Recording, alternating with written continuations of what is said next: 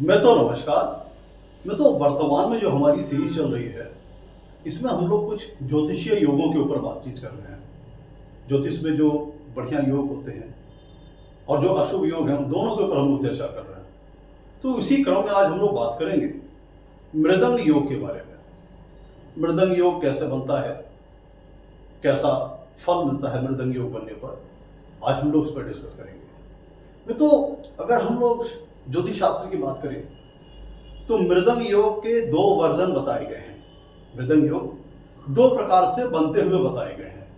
एक तो बृहत्पराशर होरा शास्त्र में बताया गया है और दूसरा बीवी रमन जी की पुस्तक 300 योगों के कॉम्बिनेशन में इसको बताया गया है।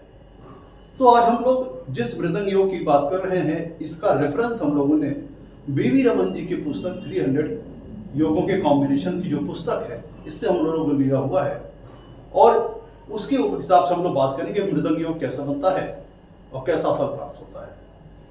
तो ये तो क्लियर होगा कि आज हम लोग जिस मृदंग योग की बात करेंगे, इसका रेफरेंस हम लोगों ने बीवी रमन जी की पुस्तक 300 योगों के कॉम्बिनेशन से लिया हुआ है। और अब हम लोग डिस्कस करते हैं सर्वप्रथम कि मृदंग योग बनता कैसे है और उसके उदाहरण के ऊपर चर्चा करेंगे, उसके फल के ऊपर चर्चा करेंगे।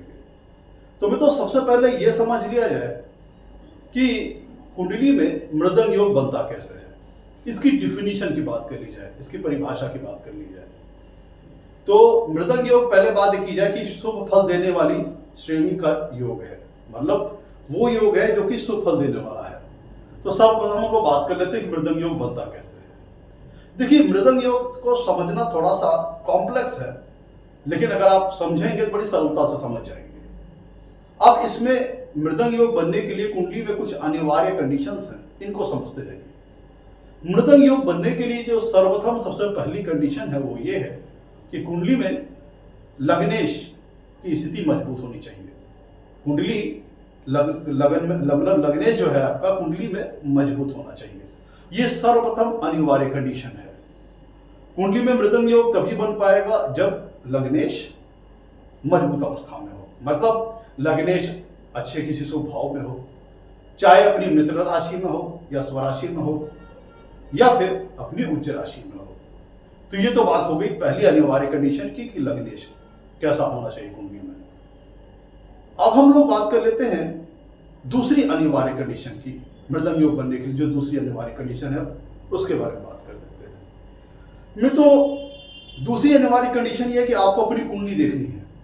आपको देखना है कि आपकी लगन कुंडली में क्या कोई उच्च का ग्रह है।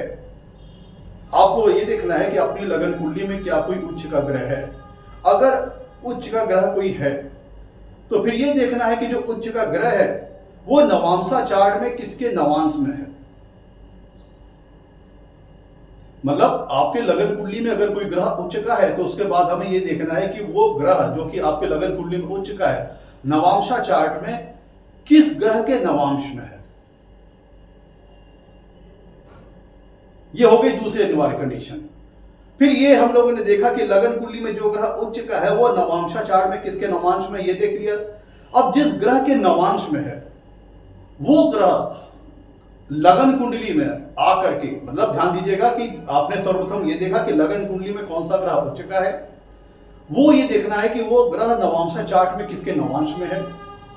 और जिसके नवांश में है, जिस ग्रह के नवांश में, वह ग्रह वापस आकर के लगन कुंडली में ये देखना है कि वो ग्रह कुंडली लगन कुंडली में केंद्र में हो या त्रिकोण में हो। साथ ही साथ केंद्र या त्रिकोण में वो अपनी मित्र राशि में हो या स्वराशि में हो या उच्च राशि में हो, तब जाकर के कुंडली में मृदंग योग का निर्माण होता है। दोस्तों, इसकी थोड़ी सी डिफिनीशन थोड़ी कॉम्प्लेक्स है, लेकिन इसको उदाहरण के साथ समझाऊंगा तो सरलता से समझ में आएगा। तो इसको बनाने के लिए जो अनिवार्य कंडीशन है वो ये है कि लग्नेश कुंडली में मजबूत होना चाहिए।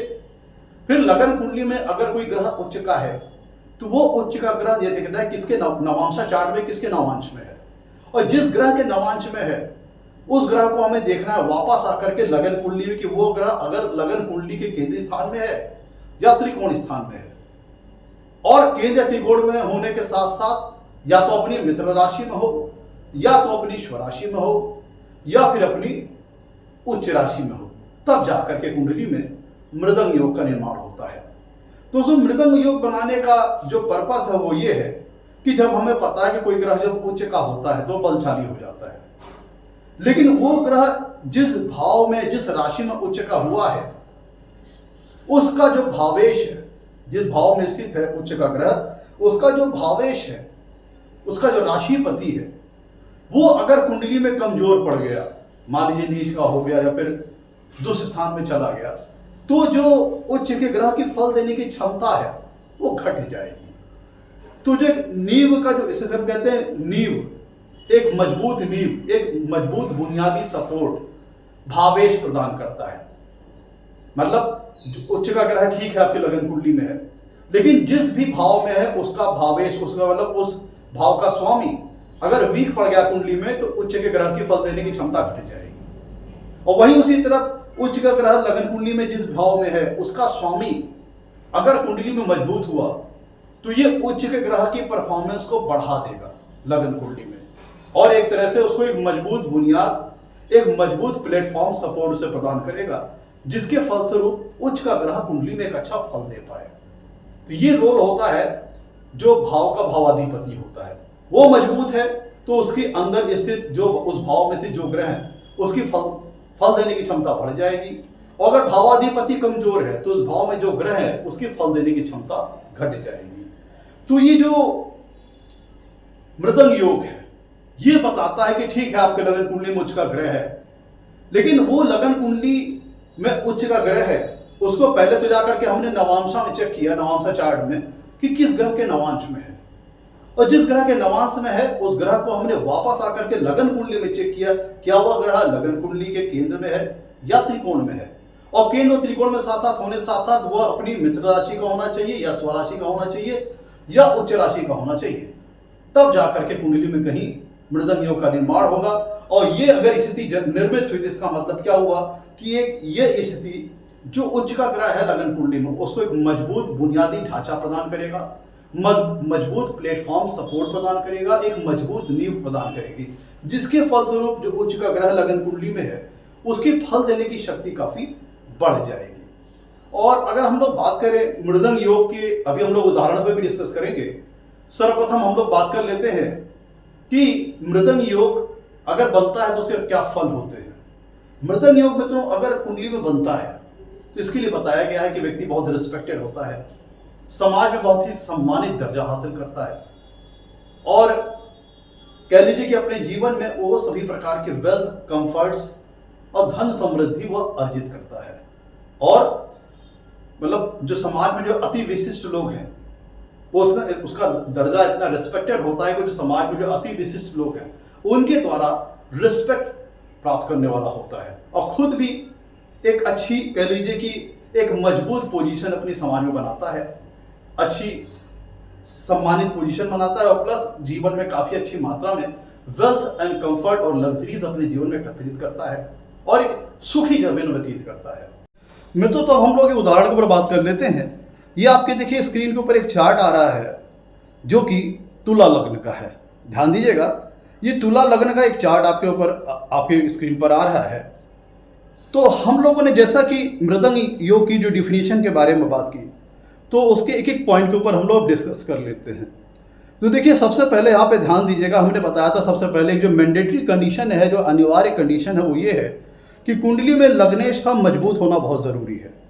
ये अनिवार्य कंडीशन है। तो देखिए, प्रस्तुत कुंडली तुला लग्न की है। तुला लग्न के स्वामी बनते हैं शुक्र ग्रह, जो कि लग्न में ही अपनी स्वराशि के है। फलस्वरूप जो मृदंग योग बनने की जो पहली कंडीशन है, मैंडेटरी कंडीशन है, वो इस कुंडली में पूरी हो रही है। तो मृदंग योग बनने की जो पहली कंडीशन है वो इस कुंडली में पूरी हो रही है। अब हम लोगों ने बात की थी दूसरी कंडीशंस पे। ये देखना है क्या लगन कुंडली में कोई ग्रह उच्च का है।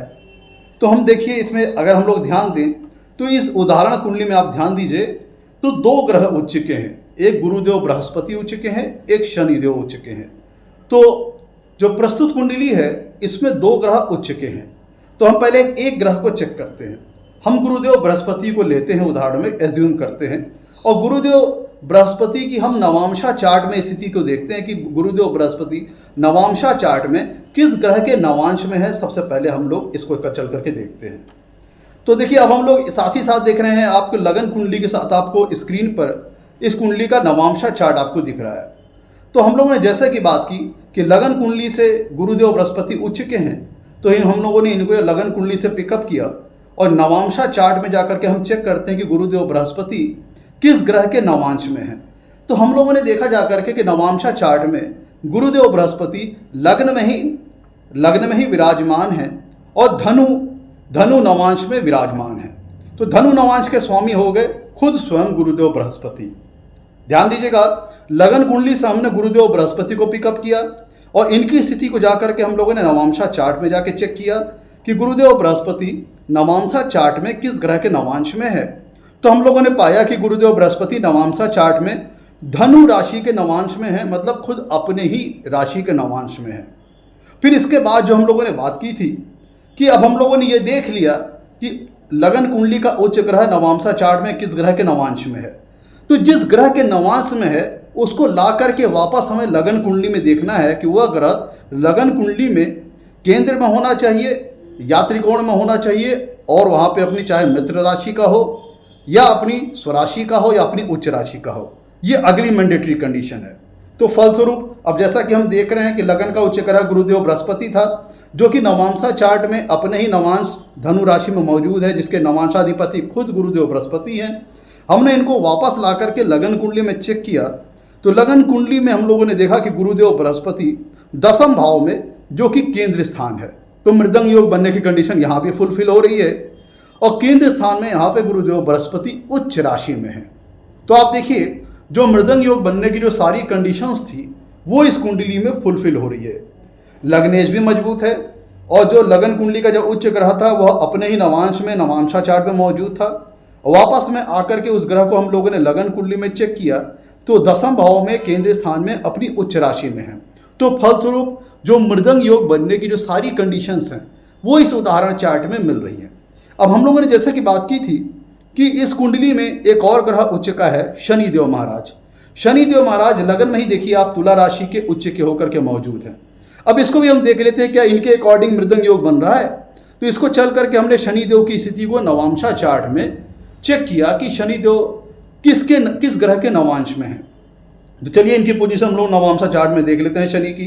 तो शनि जब हम नवांशा चार्ट को हमने चेक किया तो हम लोगों ने पाया कि शनिदेव वृषभ राशि के नवांश में है, वृषभ राशि के नवांश हैं, तो जिसके नवांशाधिपति होते हैं शुक्र ग्रह। ध्यान दीजिएगा, लगन कुंडली में जो दूसरा एग्जाम्पल हम देख रहे हैं कि शनि ग्रह उच्च के हैं, इनकी पोजीशन को जाकर के हम लोगों ने नवांशा चार्ट में चेक किया तो हम लोगों ने पाया कि शनि ग्रह वृषभ राशि के नवांश में है, जिसके नवांशाधिपति होते हैं शुक्र ग्रह। और शुक्र ग्रह करके आकर के हम लोगों ने वापस लगन कुंडली में चेक किया तो शुक्र ग्रह लगन कुंडली जब हमने चेक किया तो कुंडली के लगन स्थान जो कि केंद्रीय स्थान है वहाँ पे स्वराशि के होकर के विराजमान है। तो फलस्वरूप जो इनकी लगन कुंडली में दोनों ग्रह उच्च के हैं, दोनों ही ग्रह जो मृदंग योग बनने की जो सारी कंडीशंस हैं इसको फुलफिल कर रही हैं, जिसके फलस्वरूप इस कुंडली में एक स्ट्रांग मृदंग योग बना है। और जिस व्यक्ति का मैं उदाहरण आपको बता रहा हूँ, इस मृदंग योग के चलते व्यक्ति ने एक बहुत ही सक्सेसफुल जीवन जिया, एक बहुत ही अच्छी श्रेष्ठ और सम्मानित स्थिति अपने समाज में बनाई और सभी प्रकार की सुख और समृद्धि से संबंधित संसाधन अपने जीवन में एकत्रित किए, वेल्थ एंड कंफर्ट से रिलेटेड मटेरियल अपने जीवन में एकत्रित किए, एक अच्छा डिजिग्नेशन हासिल किया और एक अच्छा मुकाम हासिल करके एक सुखी जीवन व्यतीत किया।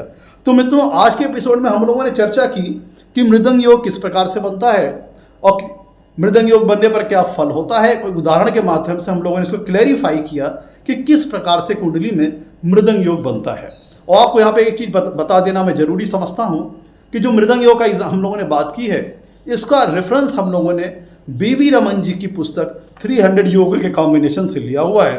क्योंकि कुछ लोग इस बात को लेकर कन्फ्यूजन हो सकती है कि कुछ लोग, जैसा कि इसको मृदंग योग को बृहद पराशर होरा शास्त्र में भी बताया गया है, तो कुछ लोग इसकी डिफिनीशन को चेक करेंगे, भैया उससे मैच नहीं खाती, तो कन्फ्यूज ना होइए। मृदंग योग के 2 वर्जन बताए गए हैं। बृहद पराशर होरा शास्त्र में एक प्रकार बताया गया है और बीवी रमन जी की पुस्तक 300 योग के कॉम्बिनेशन में इसका दूसरा वर्जन बताया गया है। तो हम लोगों ने बीवी रमन जी की पुस्तक 300 योग के कॉम्बिनेशन के हिसाब से हम लोगों ने चर्चा की है उम्मीद करता हूँ आपको एपिसोड पसंद आया होगा। एपिसोड पसंद आया होगा तो इसे लाइक कीजिएगा, चैनल को सब्सक्राइब कीजिएगा। आज के लिए इतना ही। नमस्कार, धन्यवाद।